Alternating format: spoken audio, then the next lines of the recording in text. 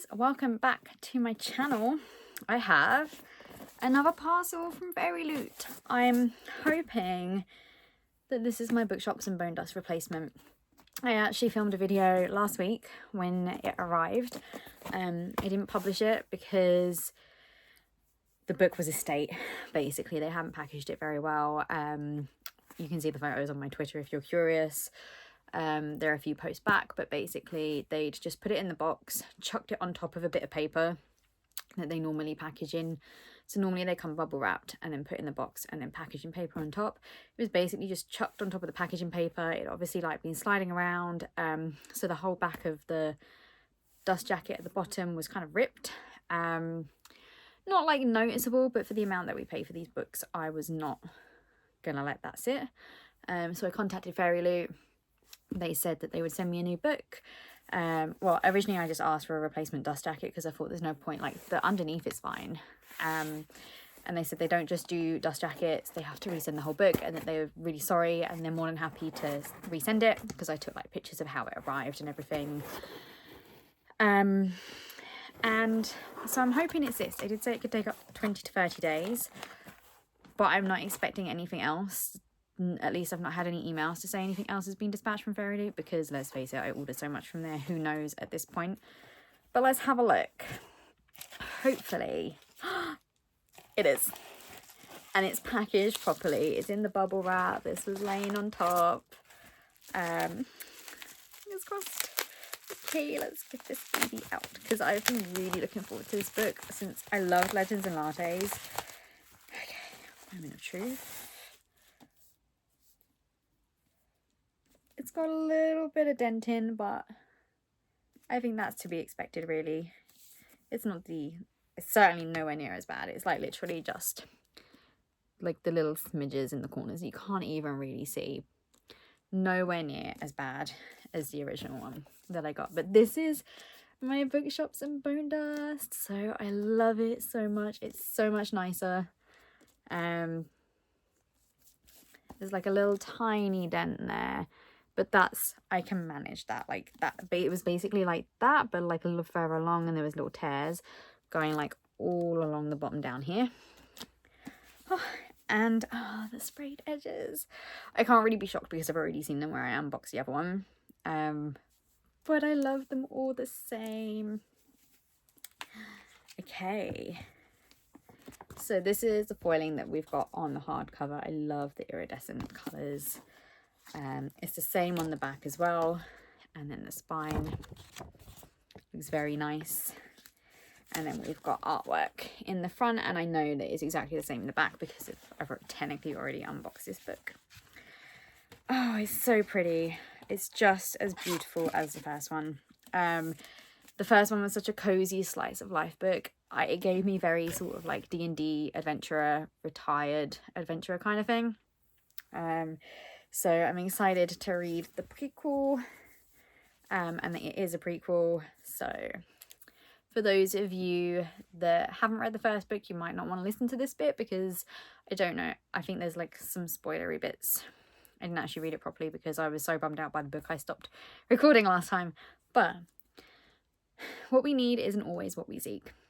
Viv's career with the renowned mercenary company Rackham's Ravens isn't going as planned. Wounded during the hunt for a powerful necromancer, she's packed off against her will to recuperate in the sleepy beach town of Merk. So far from the action, she worries she'll never be able to return to it. What's a thwarted soldier of fortune to do? Spending her hours at a struggling bookshop in the company of its foul-mouthed proprietor is the last thing Viv would have predicted, even though it may be exactly what she needs. Still, adventure isn't far away. A suspicious traveller in grey, a gnome with a chip on her shoulder, a summer fling, and an improbable number of skeletons prove Merk to be more eventful than Viv could have ever imagined. Sometimes right things happen at the wrong time, and sometimes we find ourselves in the stories we experience together. Set 20 years before the events of Legends and Lattes, Bookshops and Bonedust is a standalone cosy fantasy about the power of good bookshops, great friends, and unexpected choices along the way. Oh, it's gonna, I feel like this is gonna be just as good as Legends and Lattes. I'm so excited. It's such a stunning book. I love hollow foil. Like, look, just look at that. This and Legends and Lattes are two of the most prettiest books I own. followed by The Sword of Kaigan from Page and Wick. I love these. I love the edges. I love everything about these books. And FairyLoot, like, absolutely amazing customer services. I know there's always like a bit of negativity around them. This is the first time I've ever had a book turned up damaged. They were quite quick in responding. So when I sent off my ticket originally attached with the photos, they come back with an automatic email saying it is a 7 to 9 day waiting time. Halfway through the week, I got an email to say that they are still working through emails, that they haven't responded to me yet, but they will get to me eventually. And then on Monday or Tuesday, I think it was, I got an email saying that they're really sorry, they're going to send me a new book. And it can take 20 to 30 days. I wasn't expecting it to then arrive this Saturday. Contacted them back and said, do you want me to send the old one back? And they've told me to do whatever I want with it. It's my discretion, so I'm sending it to my DM for Dungeons and Dragons because he's read the first one and loved it. I hope I carry points with him for like our next session.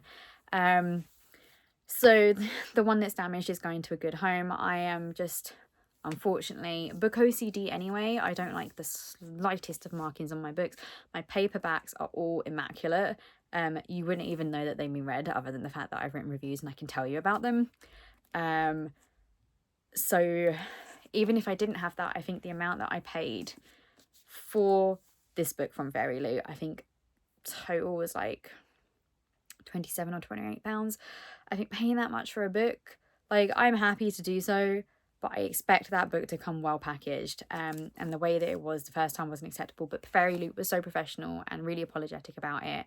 And as you can see with this one, it was packaged really well. They've taken the care that they normally do. I guess it was either just a blip or a bad day, or maybe they'd forgotten about a couple of orders and just hurriedly packed it. I don't know what happened, but they fixed it. They fixed it so quick. And I'm really pleased with how they've handled it. And I am so pleased that I now have like a pretty perfect edition, apart from like that tiny little dent, which isn't going to bother me as much as the other one. But yeah, so as always, I will post a review when I eventually get around to reading it, because as I said in my previous video that I recorded today, which was the Illumicrate one, my book list stack is huge. I'm going to try and read some tonight and tomorrow, but we'll see. If you like this video, please like and subscribe. Let me know what you think of the holo foils. Like, if you've read it already without spoilers, is it as good as the first, or is it not? Maybe don't tell me if it's not, but if it's as good as Legends and Lattes, let me know without spoilers, obviously, because I never really thought I'd like cozy slice of life stuff.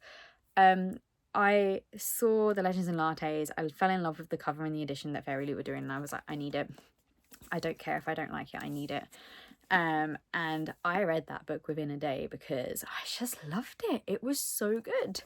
So hopefully this will be just as good, and I'll see you guys for the next video. Bye.